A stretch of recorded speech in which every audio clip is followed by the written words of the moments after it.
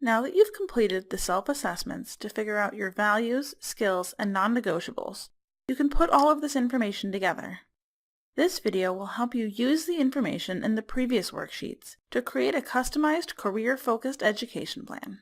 This will help you to figure out how different careers line up with who you are as a worker and figure out your next steps. Open the sheet on creating a career-focused education plan and make sure you have your skills, values, and non-negotiables sheets handy. Use the answers from these previous worksheets to fill in this sheet with your top values, your top skills, and your non-negotiables. Then add in your top interests. These might just be things you know about yourself, or you might have figured them out through career cruising.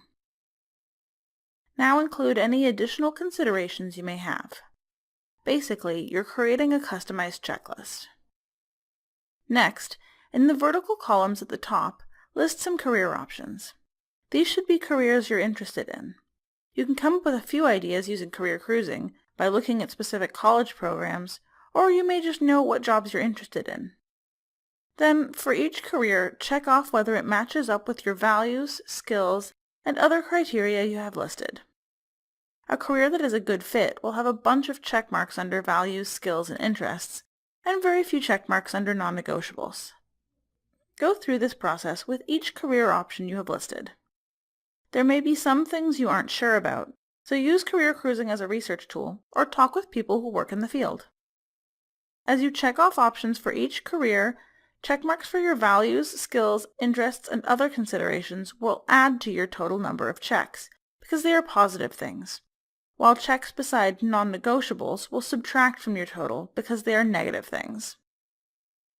Next, check out labor market information on sites like Career Cruising or jobbank.gc.ca. Consult our module on exploring the labor market for help finding this information. Once you've done your research, mark whether the labor market is good, fair, or poor. Then give yourself a reality check.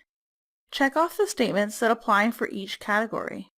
For example, I know what the educational requirements are for a child and youth worker, so I'll place a check mark here, but I don't yet know where I can get this education.